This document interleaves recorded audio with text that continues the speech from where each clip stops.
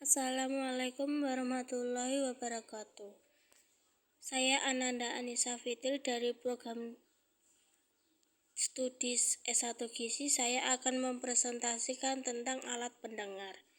Ini salah satunya. Ini beberapa bagian: daun telinga, lubang telinga, liang telinga, gendang telinga, saluran estolis, rumah siput atau koklea, 3 tulang pendengar, martil, landasan, sanggrutil, saraf pendengaran, 3 saluran tengah setengah lingkaran. Mekanisme pendengaran. Pendengaran adalah salah satu indera utama manusia yang berfungsi untuk berkomunikasi dan memberikan peringatan kepada tubuh. Melalui indera pendengaran,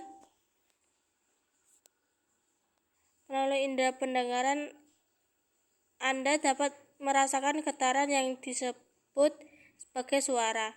Ini disebut proses pendengaran yang melibatkan bagian-bagian telinga dan otak.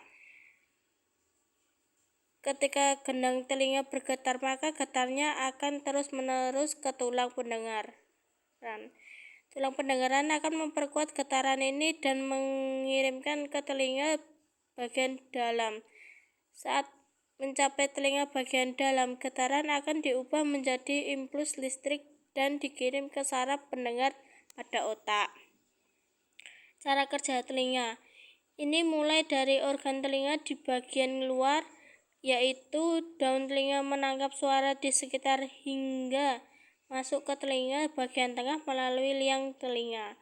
Ketika suara tersebut masuk, suara akan diubah menjadi getaran yang disalurkan ke tulang pendengaran dengan bantuan gendang telinga, bagian telinga dan fungsi dalam proses pendengar. 1. Telinga luar. Daun telinga yang disebut juga dengan pinna terbuat dari tulang rawan yang dilapisi kulit. Pinna mengumpulkan suara dan menyalurkan ke saluran telinga. Aluran telinga memiliki panjang sekitar 4 cm dan terdiri atas bagian luar dan dalam. Bagian luar dilapisi dengan kulit berbulu yang mengandung kelenjar untuk membentuk kotoran telinga. Rambut tumbuh di bagian luar saluran telinga dan berfungsi sebagai pelindung dan disinfektan.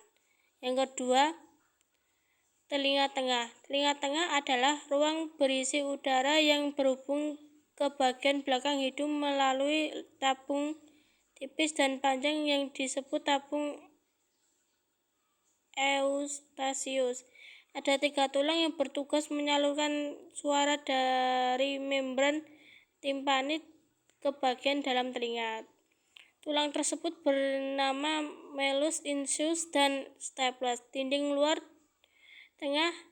telinga tengah adalah membran timpani, sedangkan dinding bagian luar adalah koklea, rumah siput. Bagian atas telinga tengah membentuk tulang di bawah lobus tengah otak. Dasar telinga tengah menutupi pangkal dari vena besar yang mengalirkan darah dari kepala. Yang ketiga, telinga dalam.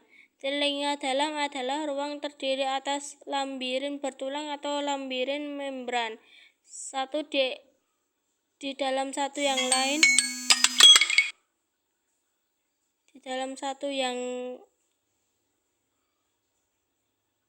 Lambirin bertulang memiliki rongga yang diisi dengan kanal berbentuk lingkaran yang bertugas untuk fungsi keseimbangan. Bagian-bagian telinga yang telah disebut di atas saling berkaitan satu sama yang lain. Bagian-bagian tersebut terpadu dalam melakukan proses pendengaran, sehingga Anda dapat memahami bunyi atau suara. Urutan dalam proses mendengar. 1.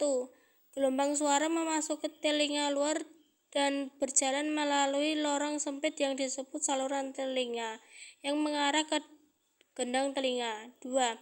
Gendang telinga bergetar dari gelombang suara yang masuk dan mengirimkan getaran ini ke tulang kecil di tengah. Yang ketiga, tulang di telinga tengah memperkuat dan meningkatkan getaran suara dan mengirimkan ke koklea.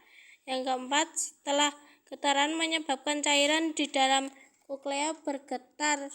Gelombang suara berjalan di sepanjang membran basilar sel-sel rambut, yaitu sel sensorik yang berada di atas